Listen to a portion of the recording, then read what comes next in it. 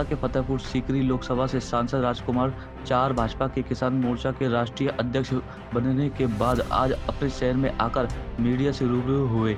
यहां उन्होंने किसान बिल पर विस्तृत चर्चा के साथ अकाली दल से गठबंधन टूटने के प्रकरण के साथ फिर बिल की उपयोगिता और हाथरस कांड पर सरकार का पक्ष रखते हुए विपक्ष खासकर कांग्रेस पर जमकर निशाना साधा। उन्होंने बताया कि कांग्रेसी द्वारा किसान के लिए पूजनीय ट्रैक्टर को जलाने के बाद अब उनके कार्यकर्ता गांव-गांव जाकर ट्रैक्टर और बैल का पूजन करेंगे और कृषि लोगों को कृषि बिल के बारे में सही जानकारी देंगे। मैं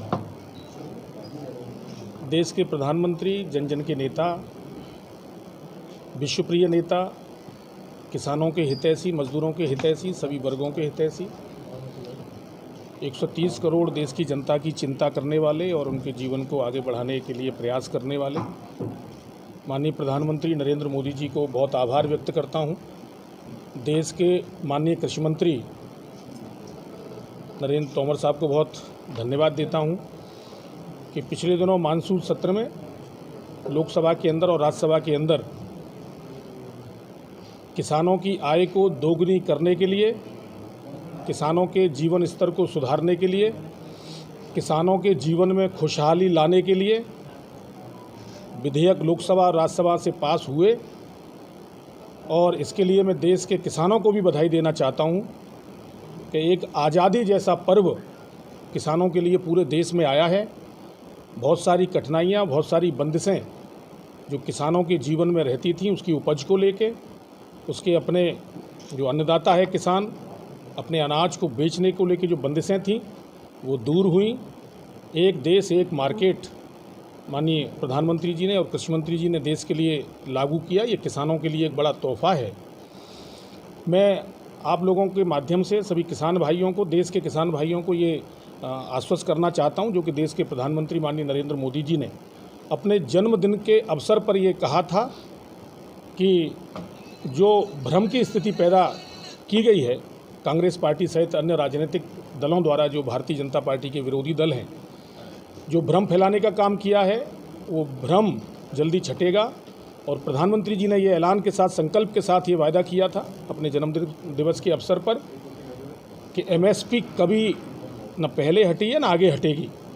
तो जो भी भ्रम कांग्रेस पार्टी सहित अन्य दलों के लोगों ने किया है, मैं कांग्रेस पार्टी के उन नेताओं से, विशेषकर जो एक परिवार जो गांधी का नाम लेकर अपने आप को आगे लेके चलता है, उन लोगों से ये पूछना चाहता हूं कि इतने लंबे समय के आपके शासनकाल में, पूरे 50 वर्ष से अधिक आपने देश में राज किया, एक परिवार का राज रहा। कभी किसानों के हित में कोई बिल, कोई विधेयक, कोई कानून, कोई शासनादेश कभी आपने नहीं लाए। किसानों की आपने कभी चिंता नहीं की। ऐसे लोग जो किसानों के जीवन को दुर्दशा में धकेलने वाले हैं, ऐसी पार्टियों के नेता जो केवल अपने परिवार की चिंता करते हैं, वो लोग आज इस महत्वपूर्ण विधेयक पर, जो कि किसानों की एक सकारात्मक दशा बदलेगा, दिशा बदलेगा, अन्नदाता को मान और सम्मान के साथ उसकी आय को बढ़ाएगा, ये सब किया है देश के माननीय प्रधानमंत्री जी ने। तो आप देखेंगे आने वाले समय में ये जो दल के नेता आज इसमें भ्रम की स्थिति पैदा कर रहे हैं, वो भ्रम भी दूर होगा और कांग्रेस सहित अन्य राजनीतिक दल बैकफुट पर आएंगे। ये मैं आपको बताना चाहता हूँ। साथियों, मैं सभी देश के किसान भाइयों को एक बात के लिए मैं आश्वस्त करता हूँ कि जो एमएसपी के बारे में चर्चा की गई है, अगर एमएसपी से ही हमारा जीवन बदलना था तो एमएसपी आज जो लागू है वो पहले भी लागू थी, आगे भी लागू रहेगी। ये तो प्रधानमंत्री जी ने कहा, कृषि मंत्री जी ने लिख के दिया। क्योंकि एमएसपी जो लागू की गई थी, न्यूनतम समर्थन मूल्य, वो 1965 में एक प्रशासनिक आदेश तैयार हुआ था और जो 1966 में संभवतः लागू हुआ और वो आज तक चला रहा है। जो नियम थे, जो एपीएमसी के नियम थे, जो मंडियों के नियम थे, जो वितरण के नियम थे, जिस प्रकार के भी नियम थे, वो सारे आज तक चले आ रहे हैं। उनमें कहीं कोई लेस मात्र भी छेड़खानी हमारी सरकार ने और माननीय प्रधानमंत्री जी ने नहीं की है। लेकिन किसान की आय को बढ़ाना 2022 तक का ऐसा एक संकल्प माननीय प्रधानमंत्री जी ने लिया, मोदी जी ने। तो उसके लिए, किसानों के हित के लिए बहुत बड़ा बिल लाए हैं।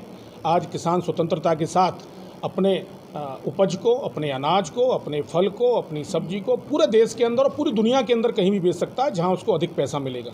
और जो कॉन्ट्रैक्ट खेती है, जो फार्मिंग है, जो किसान आज देखिए आप जानते हैं बहुत छोटा किसान रह गया है। मैं भी 3-1 बीघे का काश्तकार हूं। अगर मेरे हिस्से में खेत की बात आती है तो ये परंपरागत खेती है, धीरे धीरे घटती जा रही है। और गांव की सामान्य भाषा में तो बोलते भी हैं लोग कि भाई रबर नहीं है जिसे तान दिया जाए। तो ये छोटे किसानों की चिंता करने की बात है। छोटे किसानों को उसकी उपज का लाभ मिले, कॉन्ट्रैक्ट खेती हो, उसके खेत पर कोई आए, कंपनी आए, व्यापारी आए, कोई 5 स्टार होटल्स का ग्रुप आए, वो उसको कहे कि जी आपकी MSP से मैं आपको ज़्यादा देना चाहता हूँ 20%, 30%, और उसके साथ वो कॉन्ट्रैक्ट करता है। 1 साल का कॉन्ट्रैक्ट करता है, एक फसल का कॉन्ट्रैक्ट करता है और उसे 5 वर्ष तक वो कर सकता है।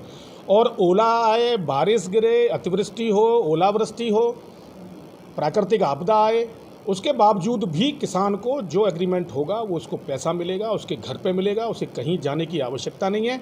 और 10,000 FBO देश के प्रधानमंत्री जी ने, भारत की सरकार ने किसानों के लिए दिए हैं।